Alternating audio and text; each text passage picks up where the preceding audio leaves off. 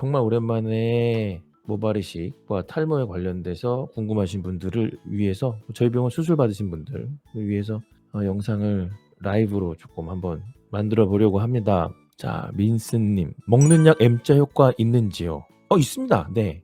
우선 기본적으로 M자 탈모를 더 이상 진행되지 않게 하는 효과는 정수리 쪽이나 M자랑 거의 비슷하게 있고, 정수리 쪽 같은 경우는 사실 약을 먹으면은 확 좋아지시는 분들이 많아요. 그래서 저희 병원에서는 거의 이제 정수리 같은 경우에는 약을 최소 6개월 정도 드신 다음에 약으로 얼마나 좋아지는지를 본 다음에 그다음에 수술을 들어가는 걸 원칙으로 삼고 있는데, 먹는 약으로 M자가 사이즈가 줄어드는 일은 상당히 드물기는 해요. 많지는 않아요. 먹는 약만으로 줄어든다? 많지가 않아서 보통은 약을 먹고 기다렸다 수술하는 거를 환자분들한테는 뭐 옵션으로 드릴 수는 있지만 그렇게 많이 추천해 드리진 않아요. 괜히 기다렸어야 하는 사람이 대부분이라서. 하지만 미녹시딜이랑 같이 좀 하면은 사이즈가 좀 줄어드는 분들이 가끔 있어요. 예. 그래서 견적이 줄어드는 분들도 있기 때문에 꼭 수술하기 전에 한번 조금 드셔보시는 걸 추천해 드립니다. 항상. 먹는 약 당연히 효과 있어요. 더 이상 진행되지 않게 하는 것도 상당히 큰 효과거든요.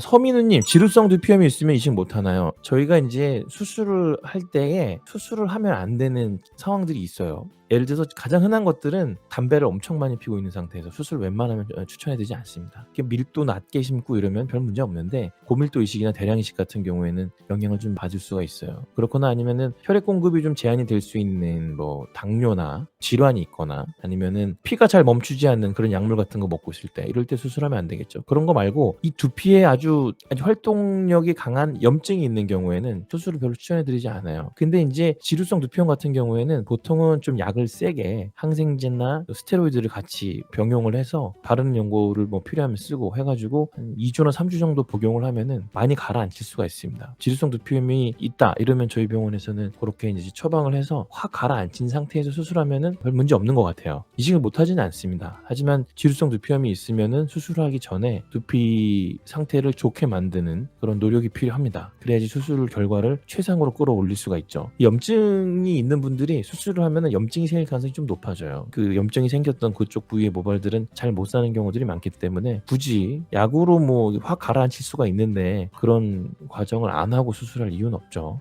열흘 정도 약을 먹으면 대부분 많이 가라앉으세요. 저희 병원 M자는 조금 다른 병원들이랑 좀 달라요. 조금 더 밀도를 조금 더 높여서 심어야 되는 분들은 조금 더 많이 높여서 드려요. 저는 남자들 헤어라인 있잖아요. 남자 헤어라인이 특히 젊은 사람 M자 같은 경우에는 밀도를 좀 높이는 게 나중에 헤어스타일 여러 가지 하기가 좀 좋더라고요. 그래서 원하시면은 조금 더 높여드리고, 거의 이제 가르마를 탔을 때 이 심지 않은 부위 뒤쪽이랑 제가 심은 부위가 별 차이 없게 만드는 걸 목표로 잡는 수술 같은 거 저희는 좀 많이 해요. 그렇게 하면 이제 생착률이 조금 떨어질 가능성이 좀 있습니다. 왜냐면은 너무 촘촘하게 심다 보니까 이제 혈액 공급이나 이런 거 문제로 조금 떨어질 수도 있는데, 저희 병원에서는 아직은 그런 별로 떨어지진 않는 것 같아서 그거는 제가 조금 자신 있게 좀 밀도를 좀 많이 높입니다. 두피 케어, LED 두피 케어요. 효과 있어요. 효과 있는데 LED 말고 레이저가 조금 더 어떤 과학적인 근거가 좀 더 많이 있습니다. 로우 레벨 레이저 세라피, 그래서 LLLT라고 하는 것들은 저주파 레이저들이 어떤 혈액순환이나 뭐 이런 것들도 좀 도와주고, 그 다음에 모발이 자라는 데 필요한 어떤 그런 성분들을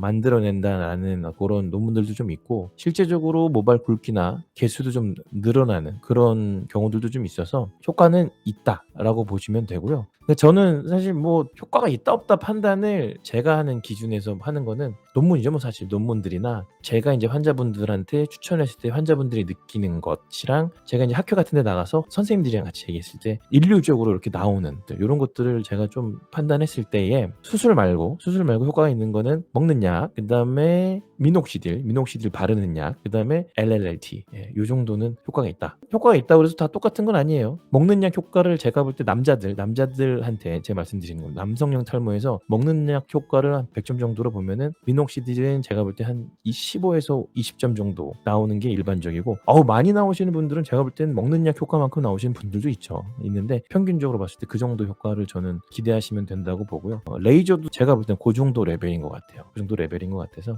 하시는 게 좋습니다. 만약에 하실 수 있으면은 먹는 거랑 바르는 거 우선적으로 하시고 그다음에 더 추가적으로 할 때 저 같으면은 레이저를 하겠어요. 두피 관리나 이런 거 하는 것보다는 다른 두피 관리나 샴푸 요런 것들은 제가 항상 말씀을 드리지만 100점 만점 먹는 약으로 100점 만점 기준으로 봤을 때 5점 미만인 것 같아요. 제가 볼 때는. 네, 그렇습니다. 자, 먹는 약 처방 받으려면 원장님께 예약하고 가야 하나요? 가까운 병원에서도 가능?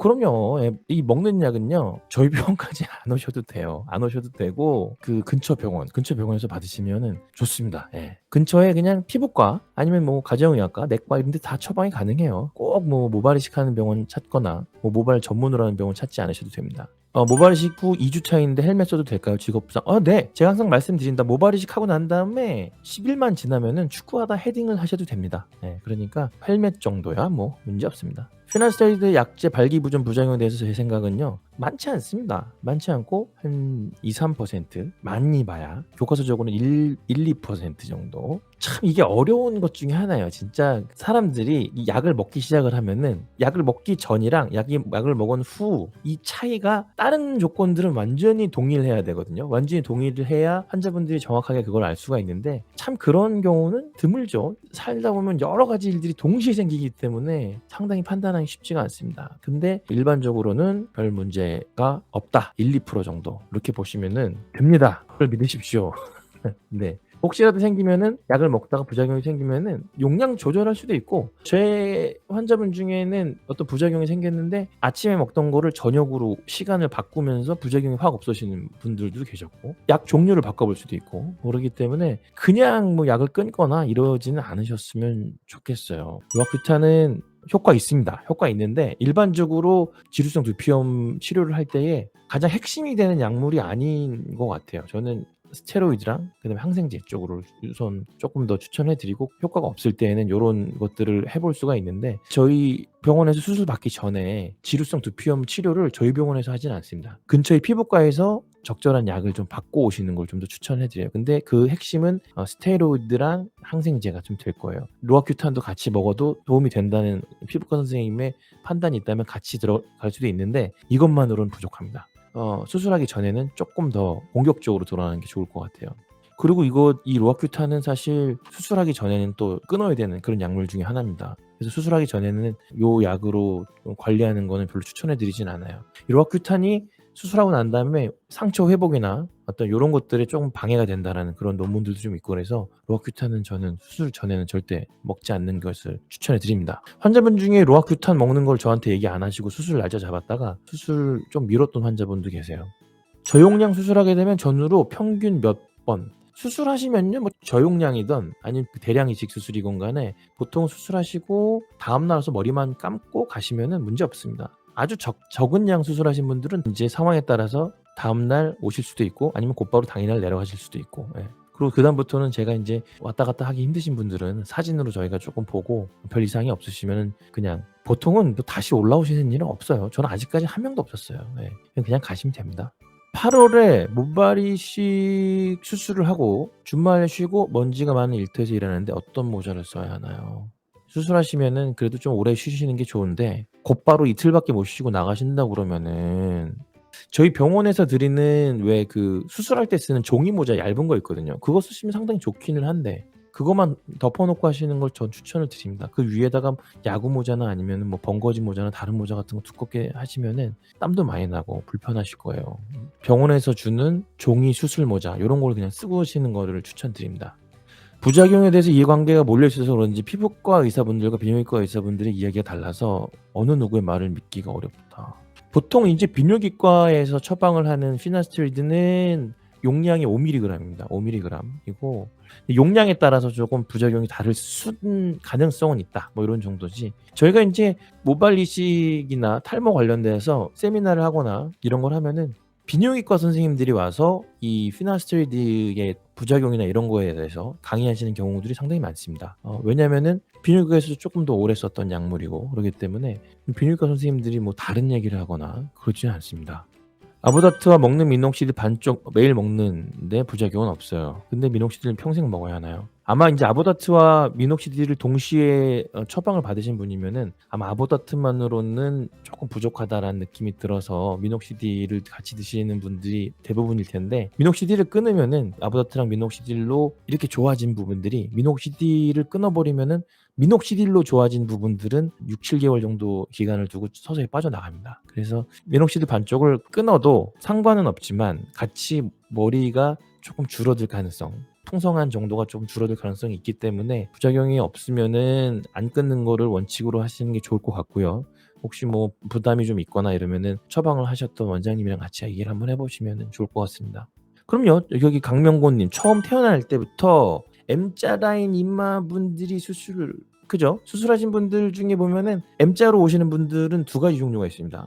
원래는 M자가 아니었는데 M자가 되신 분들도 있고 원래부터 M자인 분들도 있어요. 그럼 제가 항상 말씀을 드리죠. 원래부터 M자였던 분들은 탈모 진행을 놓치는 경우들이 상당히 많습니다. 왜냐면은 '난 원래 M자였으니까 쪼끔 더 올라갔는데 뭐 원래 M자였으니까 그냥 뭐 그런가 보다.'라고 하고 넘어가는 경우들이 많다는 거죠. 원래 이렇게 M자가 아니었는데 쑥 올라가면은 이제 '어 나 빠지나 보다.' 이러거든요. 근데 그냥 원래 뭐 M자이신 분들 수술 많이 하십니다. 그럼요. 예. 이게 인제 강명호 님이 물어보려고 하시는 거는 인제 원래 모발이 없던 데다가 심어도 모발이 잘 나나요? 이런 거랑 같은 질문인데 잘 납니다. 항상 제가 말씀드리는 게 코끝에다 심어도 잘 납니다. 예. 이렇게 말씀을 드리죠. 혈액 공급만 받을 수 있다면 어디다가 심어도 됩니다. 주원사님, 모발 이식 상담하러 가면 실제 그 병원들마다 달라요. 뭐 인제 어떤 병원들은 의사 선생님들이 2분 정도 해 드리고 그다음에 나머지는 상담 실장님이 하시는 경우들도 있고 아예 그냥 상담 실장만 하는 병원도 있을 수도 있고요. 그래도 대부분은 원장님 얼굴을 한번 보고 가실 거예요. 저희 병원은 대부분 제가 해 드립니다. 제가 해 드리고 저희 병원 오시면은 가격 상담이랑 그다음에 스케줄 상담 요런 거는 저희 실장님이 주로 해 드려요. 나머지 뭐 의학적인 거 뭐 심을 수 있나요? 얼마나 심어야 되나요? 두피 상태는 어떤가요? 탈모 진행 상태는 어떤가요? 뒷머리 상태는 좋나요? 안 좋나요? 수술 결과 좋을까요? 뭐 약은 먹어야 되나요? 말아야 되나요? 요런 것들은 저희가 다 해 드립니다. 우선 기본적으로 지방종 제거를 할 때는요. 지방종이 이렇게 동그랗잖아요. 그럼 그 동그란 부분을 다 뜯어내는 건 아니고요. 저희가 요렇게 절개를 해서 그걸 다 박리를 합니다. 살살살 박리를 해서 안에 있는 지방종만 꺼내고 아까 이렇게 절개했던 걸 다시 꼬매거든요. 꼬매기 때문에 그 주변에 모발이 이만큼 동그랗게 다 빠져나가는 건 아니에요. 그만큼 모발을 잃어버리는 건 아니기 때문에 모발의 어떤 손실은 별로 없어요. 그러니까 수술을 하고 오시는 게 저는 더 좋지 않을까 싶습니다. 혹시 2세 준비를 할 때 끊어나요? 저는 그렇습니다. 이게 인제 2세 준비를 할 때 약을 끊는 게 맞냐 안 끊는 게 맞냐 이런 거는 사실 상당히 일률적으로 말하기가 쉽지 않은 그런 문제입니다, 제가 볼 때는. 탈모도 그렇게 심하지도 않은데 혹시나 몰라서 먹고 있는 분들은 굳이 2세 계획하는 데까지 먹을 필요가 없겠죠. 근데 이게 사실 의학적으로는 아빠가 약을 먹고 있어도 아이한테 미치는 영향은 아예 없다. 아예 없고. 그러니까 뭐 예를 들어서 감기약이나 타이레놀 같은 거. 예를 들어서 뭐 내가 타이레놀을 먹고 있는데 애기 뭐 2세 계획할 때는 타이레놀이나 감기약도 먹지 말아야지 이런 사람 없잖아요. 그거랑 똑같은 정도로 영향은 없습니다. 없기 때문에 이 아빠 탈모 진행 속도가 엄청 빠르고 약 끊으면은 이게 어떻게 될지 모르고 막 되게 불안한데도 약을 끊을 필요는 없죠. 끊을 필요는 없는데 상황마다 달라요. 그래서 저는 끊지 않는 게 맞다. 요런 분들한테는 그렇게 생각합니다. 그리고 만약에 진짜 약을 끊고 싶으시면은 최소 3개월, 쪼끔 여유 있게 6개월 정도부터 끊는 게 좋겠죠. 근데 저는 거의 대부분 환자분들한테는 끊지 않아도 된다라고 말씀을 드립니다. 수술 후 채취 부위 쪽도 동반 탈락이 되나요? 뭐 동반 탈락이라는 건 이제 우리가 뽑으려고 했던 그 모낭들 말고 그 주변에 있는 모발들이 이 옆에 있는 모낭들을 뽑는 과정으로 생기는 스트레스 때문에 주변 모발들이 빠지는 걸 일시적으로 빠지는 걸 동반 탈락이라고 그러는데 생길 수 있습니다. 생길 수 있는데 비절개로는 엄청나게 큰 펀치를 쓰지 않으면은 제가 생각할 때는 어떤 임상적으로 의미 있는 정도의 어떤 그 본인이 느낄 정도로 '이것 때문에 불편하다. 왜 동반 탈락이 이렇게 생겼지?' 이런 거는 극히 드문 것 같아요. 부분 삭발과 무삭발을 비교했을 때 장단점이 있겠지만 생착률 같은 건 수술 결과는 큰 차이가 있을까요?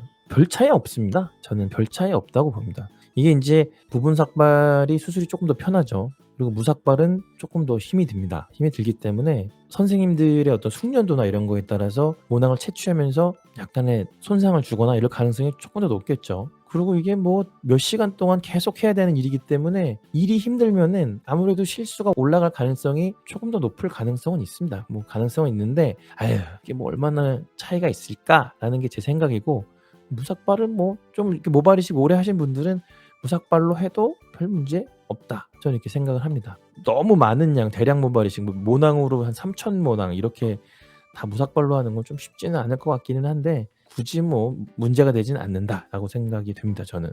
근데 저는 항상 그렇게 생각해요. 뭐냐면은 제일 결과가 좋은 거는 전체 삭발이다.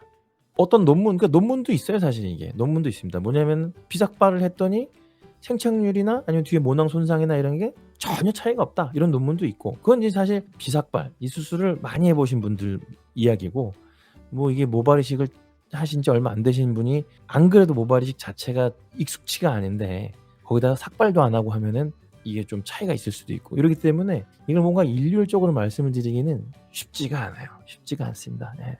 아주 소수의 양만 모발 이식하더라도 마취를 꼭 해야 하는지 알고 싶습니다.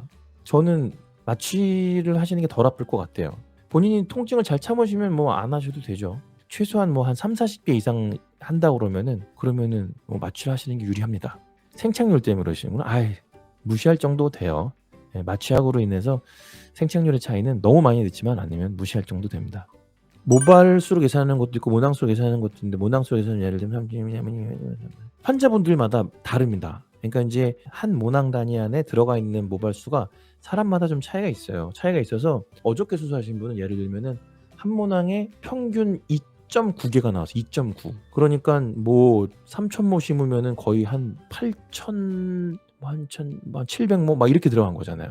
그렇게 들어간 분들도 있고 3,000 모낭을 심으면은. 근데 인제 쪼끔 뒤에 들어간 모발 숫자가 한 모낭 단위 안에 숫자가 좀 작으면은 6,000 모 좀 넘는 그런 분들도 있을 수 있어요. 그래서 이거는 병원에 가셔서 "제 뒷머리 상태 좀 한번 봐 주세요." 그러고 본 다음에 대략 저는 한 모낭에 평균 몇 개 정도 나올까요? 몇 개 제가 지금 3,000 모낭 심으면 몇 모 정도 들어가나요? 라고 물어보시는 게 제일 좋습니다. 3,000 모낭처럼 이렇게 대량으로 할 때는 한 모낭 안에 들어가는 모수가 쪼끔 많아져요. 근데 인제 앞에 헤어라인 쪽 있잖아요. 헤어라인이나 옆 라인 같은 경우에는 한 모낭에 하나짜리를 또 많이 쓰기 때문에 한 모낭 단위 안의 개수가 쪼금 떨어집니다. 떨어지고 위치와 뭐 여러 가지에 따라 달라져요. 3년 전 정도에 선생님께 탈모 진단 받으러 갔던 환자인데 그쵸? 예. 만약에 인제 오셨는데 탈모 진행이 더 돼 보이지가 않고 원래 이마에서 별 차이가 없어 보이고 탈모의 사인이 보이지 않는다 이러면 약을 드실 필요 없습니다. 약을 안 드시면은 이제 탈모가 또 진행이 돼서 나중에 문제가 될 수 있겠구나. 요런 분들한테만 처방을 내리죠. 내리는데 남자분들은 이제 탈모가 좀 있는 분들이 훨씬 더 많기 때문에 루틴으로 약을 먹는 것처럼 얘기들을 많이 하는데 꼭 그런 건 아니에요. 예. 여름에 야외에서 땀을 많이 흘리는데 모발 이식 안 되나요? 제주도입니다. 또 선생님들마다 의견이 좀 달라요. 다른데 저는 이렇게 생각해요. 뭐냐면은 수술하시고 5일 정도는 밖에 안 나가실 수 있을 때 야외에 안 나가서 조금 집에 시원하게 땀 많이 안 흘리고 있는 고런 상황을 만드신 다음에 수술 받는 게 좋습니다. 수술하고서 다음 날부터 나가서 땀 뻘뻘 흘리고 이거는 별로 좋을 게 없죠. 예. 이거 정말 일생일대에 한 번 하는 상당히 중요한 수술입니다. 그래서 뭐 고 정도의 시간적 투자나 고 정도의 정성은 저는 들여야 한다라고 생각을 합니다. 만약에 근데 하나로님처럼 이렇게 뭐 예를 들어서 수술하시고 5일 정도의 어떤 여유를 낼 수가 없다. 수술하고선 한 이틀 정도 있다가 꼭 나가야 된다. 이러면은 저는 여름에는 수술을 추천해 드리진 않습니다. 탈모랑 비듬이랑 연관관계가 있을까요? 이 비듬이요. 원인이 한두 가지가 아닙니다. 곰팡이균 때문에 생길 수도 있고 뭐 아니면 지루성 두피염 때문에 생길 수도 있고 뭐 아니면 두피가 좀 건조한 분들 요런 분들은 그냥 좀 그럴 수도 있어요.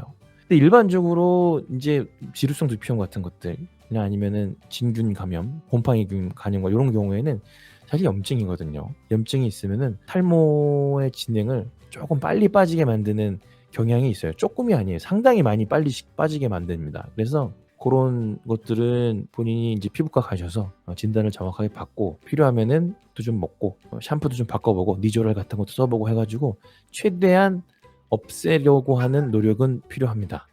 자, 밀도 보강을 하기엔 너무 촘촘하다고 하다 보면 오히려 기존의 모발까지 죽을 수도 있다라는데 그런가요? 이거 또 어려운 문제예요. 이 질문을 가장 궁금해하고 그다음에 가장 고민을 많이 하고 그다음에 가장 뭐 이 원장님 저 원장님이랑 이야기도 많이 해본 사람 중에 하나가 저일 것 같아요. 지난번에도 제가 이제 저희 비주얼계 모발이식만 하시는 원장님들만 한 10명 모이는 모임이 있거든요. 그래서 거기 가서 또 이제 이런 이야기를 많이 했어요. 많이 해서 이제 사실 이제 모발 밀도 보강이라면 모발이 이렇게 있는데 그 모발 사이에다 심으면은 이 모발 간의 간격이 절반으로 줄어드는 거거든요. 절반. 혈반이잖아요. 이렇게 간격이 있는데 이렇게 있는데 여기 사이에다 넣으면 중간에다 딱 찌르면 절반이 되는 건데 뭐 나무나 뭐 이런 것들 보면요. 살아가는데 기본적인 어떤 간격이 필요할 거 아니에요. 너무 촘촘하게 자라면은 뿌리끼리 막 엉키고 막 영양 공급도 잘 안 되고 막 이럴 거 아니에요. 그래서 어느 정도 간격이 필요하다라는 거는 대부분의 의사 선생님들이 인정을 하는 그런 부분입니다. 그래서 제가 느끼기에는 밀도 보강을 하는 데에는 한계가 있어요. 한번 심고 조금 빈 데다 또 심고 그 사이에 또 심고 이런다고 계속 밀도가 올라가지 않습니다. 어느 정도 되면은 그 이상은 심어도 올라가지 않는 그런 단계가 온다는 거죠. 그래서 저희가 수술로는 정상적인 밀도를 만드는 게 불가능하다. 거의 불가능하다라고 말씀을 드리는 이유도 그런 게 있어요. 근데 보면은 어디까지가 너무 촘촘한 거냐, 어디까지가 너무 촘촘한 거냐라는 것도 선생님들마다 다 생각하는 게 달라요. 달라서 이게 참 쉽지가 않습니다. 그래서 이제 밀도 보강하러 가시면은 어떤 선생님들은 수술해도 된다. 그럼 어떤 선생님들은 수술하면 안 된다. 이렇게 말씀하시거든요. 밀도 보강이나 특히 정수리 쪽 모발이 있는 데다가 심는 경우에는 병원을 좀 여러 군데 좀 다녀보시는 게 필요하고 이 선생님 저 선생님 이야기 좀 들어보는 게 맞을 거예요 아마. 네. 그다음에 뒤통수가 좀 납작해서 머리가 늘려 보이는데 수술하면 뒤통수가 좀 더 납작해질까요? 가능성이 있어요. 뒤에서 얼마나 많이 채취하느냐에 따라서 너무 많이 채취하면은 또 뒤에가 볼륨이 더 떨어질 수 있겠죠. 득과 실을 따져봐야겠죠 뭐. 뒤통수가 조금 더 납작해지더라도 앞에가 너무 멋져질 수 있는 분이면은 수술하는 게 맞고 아니면 앞에를 조금 더 멋지게 만들려고 하다가 뒤통수가 조금이라도 더 납작해지면 너무 보기 안 좋아지시는 분이면 수술 안 하는 게 나을 수도 있고 그거 이제 봐야겠죠. 그거 이제 본인이 어디에 더 컴플렉스가 더 많이 있는지 얼마나 심어야 되는지 이런 걸로 제가 볼 땐 판단하면 될 것 같습니다. 비절개보다는 절개가 조금 더 안정된 결과가 나온다라는 뜻인 것 같아요. 근데 제가 볼 때는 그것도 참 애매한 것 같아요. 저는 이런 얘기 안 합니다. 절개가 조금 더 오래된 수술이잖아요. 오래된 수술이라서 뭐 안정성이나 이런 게 조금 더 높을 수 있을 것 같기는 해요. 그럴 것 같기는 하고 이거 참 쉽지 않습니다. 저도 뭐 이거에 대해서는 제가 정확하게 모르겠어요. 이거는 절개로 수술했는데도 모발이 거의 하나도 안 나서 오시는 분들이 와요. 그렇기 때문에 절개는 뭐 70% 이상이 항상 보장이 된다? 전 그것도 아닌 것 같아요. 그것도 아닌 것 같고. 그럼 뭐 비절개가 30% 이상, 35% 이상? 아니 비절개 잘못하면 뭐 제가 볼 땐 10%도 못 살리는 분들도 있어요. 그럴 수도 있어요. 사람에 따라 좀 다를 수 있습니다. 마취하다 보면 위험하다고 하는데 모발이식하다 죽은 사례도 있나요? 사실 뭐 이거는 가능성은 있지만 흔하진 않네요. 그렇죠. 수면 내시경도 마찬가지고. 콧수염 제모 나중에 턱수염 이식할 때 문제가 있을까요? 제 생각에는 탈모가 얼마나 진행이 되셨느냐에 따라 좀 차이가 있을 것 같아요. 정말로 인제 콧수염까지도 뽑아 가지고 옮기는 거를 생각을 해야 될 만큼 탈모 진행이 많이 됐거나 속도가 많이 빨리 진행이 되거나 약을 안 드시거나 뭐 이런 상황인지 지금 이렇게 뭐 쪼끔 M자만 있는 분들인지에 따라 좀 다를 것 같은데요. 근데 뭐 탈모 진행이 많이 됐고 뒷머리로는 택도 없고 막 이런 상황이면은 콧수염도 뽑는 경우가 있습니다. 그러면은 콧수염도 제모한 거를 조금 아쉬워하시는 분들도 있어요. 있을 수 있기 때문에 상황에 따라 판단하시면 될 것 같습니다. 모발이식 정수리 부분에 모수가 더 들어가나요? 아니요. 뭐 그렇지는 않아요. 더 들어가진 않는데 생각보다 정수리 같은 경우에는 모발이 좀 탈모가 진행이 돼도 완전히 뺀질뺀질하는 상태는 아닌 경우들이 많거든요. 모발이 있는데도 불구하고 모발이 있으니까 훨씬 더 적게 심어야 될 것 같은데 그래도 많이 심는 경우들이 있긴 있어요. 있긴 있기 때문에 그건 이제 선생님들마다 조금 스타일에 따라 좀 다를 수 있어요. 그러니까 뭐냐면 남아있는 모발들을 거의 무시하고 어떤 견적을 내시는 분들도 있고 저도 거의 그렇게 들어가긴 합니다. 그래야 나중에 보기가 좋은 것 같아요. 여기 M자 요만큼이랑 정수리 요만큼이 넓이가 비슷한데 정수리에 모발이 조금 있어. 있는데 왜 견적이 똑같이 나왔지? 이렇게 생각하실 수는 있어요. 모발 이식하려면 한 3개월 정도 탈모약을 복용해야 되나요? 아니요. 모발 이식 하신다고 꼭 약을 드셔야 되는 건 아닙니다. 근데 인제 탈모 진행이 막 진행이 되고 있는 남성형 탈모 환자분 같은 경우에는 수술하시고 난 다음에 약을 드시는 걸 꼭 추천해 드리고, 정수리 같은 경우에는 약을 6개월 정도 이상 드신 다음에 약으로 얼마나 좋아지는지를 본 다음에 부족한 부분을 수술하시는 게 좋다. 왜냐하면은 정수리 쪽은 약을 먹고 꽤 많이 좋아지는 경우들이 꽤 많기 때문에 고렇게 약을 6개월 정도 이상 드시고 수술하시는 게 좋다. M자 같은 경우에는 확 줄어들어서 견적이 줄어드는 경우가 거의 없기 때문에 원하시면은 거의 대부분 그냥 곧바로 수술해도 별 상관은 없다. 이렇게 생각하시면 될 것 같아요. 오늘은 여기까지 좀 하고, 저도 인제 물도 한 컵 먹고 오늘 좀 쉬는 날이니까 저도 좀 쉬고 그렇게 하도록 하겠습니다. 질문들 많이 해 주셔서 감사드리고요. 날 더운데 몸 조심하시고, 특히 냉방병 조심하시고, 코로나 조심하시고, 그리고 약 필요하신 분들은 꼭 약을 드시길 바랍니다. 예. 약 그렇게 막 거부하실 거 아니에요. 약 효과가 상당히 좋습니다. 항상 건강하시길 바랍니다. 제가 금방 또 자주 라이브 자주자주 열 테니까요. 나중에 또 한번 질문 또 주세요. 나가겠습니다.